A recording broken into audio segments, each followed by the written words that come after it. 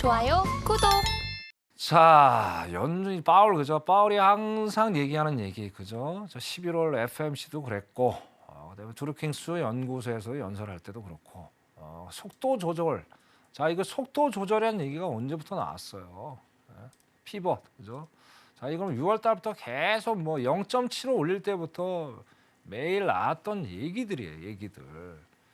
자, 근데 이번에 파월이 정확한 명확하게 발언을 해줬다는 얘기예요. 자, 금리가 파월의 발언 뭡니까? 자, 속도 조절은 금리 인하가 아니다. 착각하지 말아라. 자, 네 번의 강력한 자이언트 스텝을 밟았지만, 자, 일단 너무나도 세게 올라왔기 때문에 실질 금리는 지금 6%대까지 뭐 왔다고 일부 연준 총재가 얘기를 했잖아요. 실제가 우리 6, 7%대 그죠? 자, 그런데 너무 세게 올리니까 시장을 좀 관망을 좀 하면서 좀 서서히 한 번은 스텝 앤 고 그때 말씀드렸듯이 한번 그거로 한번 가야 되겠다. 그러면서 어땠습니까? 벌써 시장 12월에 0.50 올린다는 얘기가 뭐 2달 전부터 얘기가 나왔어요. 11월 FMC 발표하고 나서부터 그죠? 그때부터 발표 나왔기 때문에 이거는 뭐 시장이 거의 선반영이 됐어요. 그래서 0.50이라는 거는 아무 의미가 없습니다. 지금 그죠? 의미가 없는데 파월은 금리 인하가 소위 금리 인하가 절대 아니다고 얘기를 했는데 주식 시장은 여기서도 반응을 또 하는 거예요. 자, 금리 인하나 피벗으로 생각을 하면서 또 일시적인 반등을 줬죠. 근데 이제 우리가 가만히 생각을 한번 해보시자는 얘기예요. 자, 6, 7월 달에 거의 한 달 가까이 상승 랠리가 이어졌단 말이에요. 그죠? 자, 이번엔 짧게 끝났어요. 그죠? 그게 뭘 의미하냐 이거예요. 결국엔 주식 시장이 바라보는 지금 주식 시장의 어떤 환경들이 그죠? 잘못 해석이 되고 있다라는 거예요.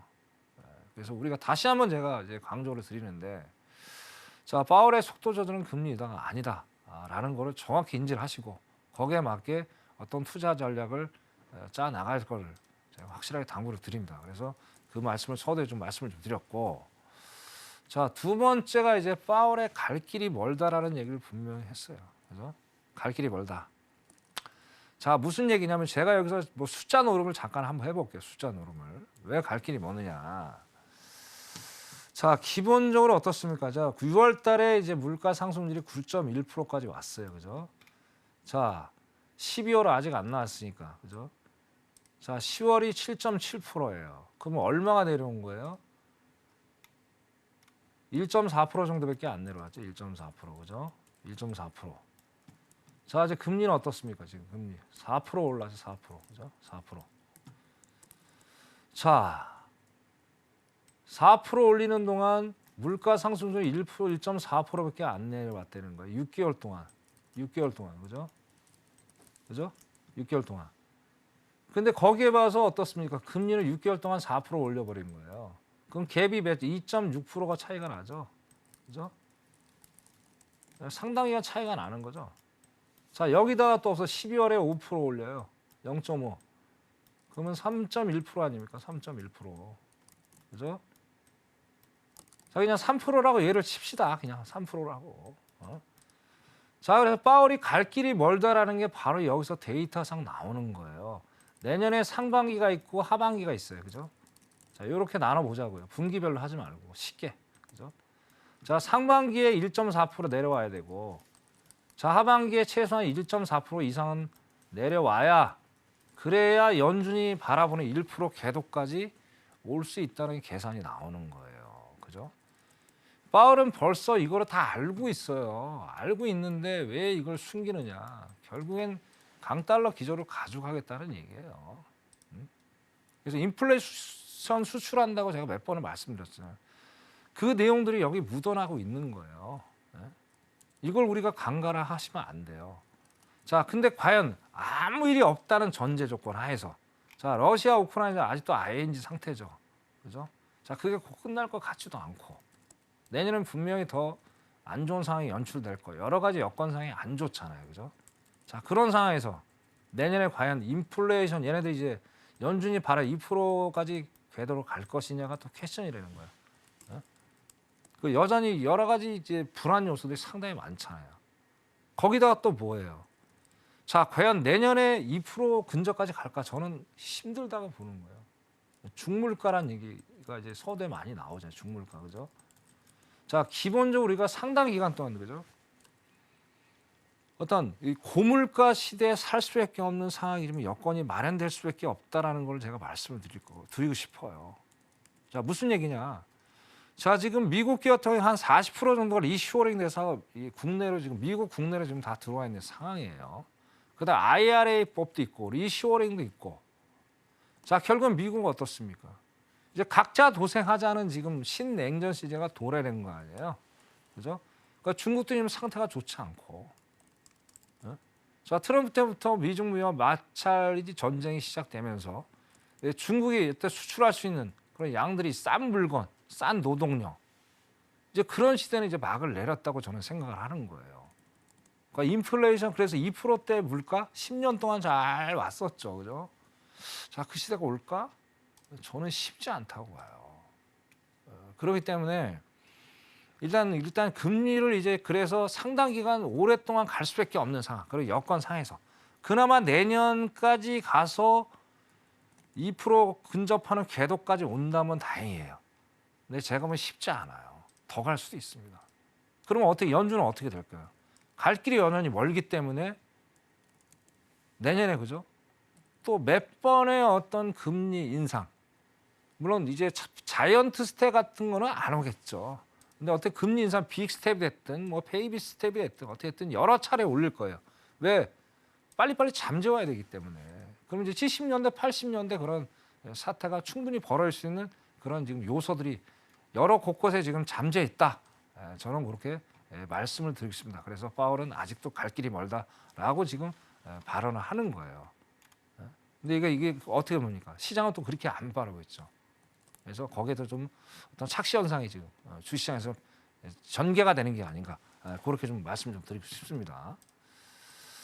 자, 다음 페이지 한번 보겠습니다.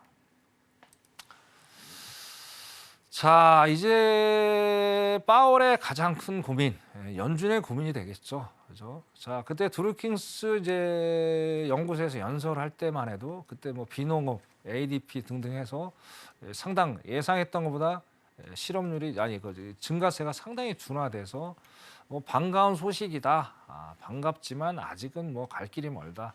한 번 봐서는 안 된다. 그렇죠. 한 번 갖고 어떻게 알아요? CPI 뭐 7.7 소주점 따지니까 7.7 몇 대더라고요.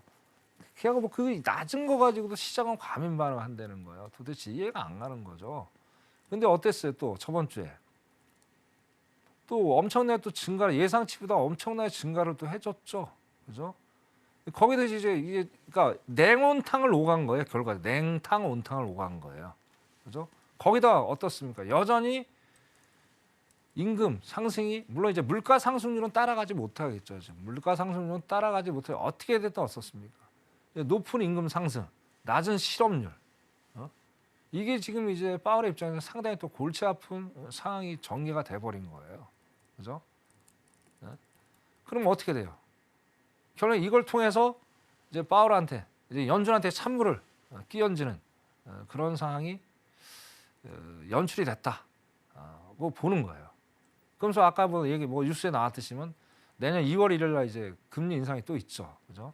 자, 그때 이제 50bp까지도 나와 있고 아까 저 배드워치도 봤는데 베이비 스텝보다 빅 스텝이 더 50%또 확률이 높게 됐다. 물론 상황이 또 바뀌어질 수 있겠죠. 있겠지만 현재는 또 그렇게 일단 불안하게 시장이 또 전개가 되고 있다. 근데 거기에 또 반해서 주식시장은 야 이거는 일시적 과열 현상이야 라는 얘기를 또 하고 있다는 얘기예요. 이게 동상이몽을 또 하고 있는 거예요. 그죠? 자, 다시 한번 말씀드릴게요. 연준의 어떤 팩트만 우리 시청자분 생각하시고 투자 전략을 짜시면 됩니다. 흔들리시면 안 돼요. 주식시장에 바라보는 거는 제가 보기에는 좀 신뢰성이 떨어진다. 그렇기 때문에 연준의 어떤 생각들, 특히 파월의 발언 그런 걸 가지고 어떤 투자적을 반드시 짜시면은 혼돈 없이 안정적으로 투자를 할 수 있겠다. 제가 그렇게 말씀을 좀 드릴 수 있을 것 같습니다. 자, 그다음에 마지막으로 자 그러면 이제 12월을 그죠? 이제 얼마 안 남았죠. 그죠? 뭐 여러 가지 뭐 이번 주는 이제 뭐 봐야 될 거. 두 가지만 먼저 보시면 될 것 같아요. 이제 금요일 날 PPI 생산자 물가지수 아까 말씀드린 대로 그 발표가 있고 일단 예상치는 상당히 좋게 나와요. 그럼 일단 시장은 호재로 반응을 하겠죠. 그게 상승에 대한 어떤 시그널이 될 것이고. 근데 여기에 또 이제 재밌는 게 있어요. 자, 미시건대 기대 인플레이션이 이제 또 발표가 동시에 돼요. 자, 근데 이 기대 인플레이션이 또 안 좋게 나오면 어떻습니까? 이 양날의 칼이 되는 거예요. PPI는 좋은데 미시건대는 또 안 좋게 나와. 그럼 시장은 또 혼조로 쇠로 가겠죠. 상당히 그죠.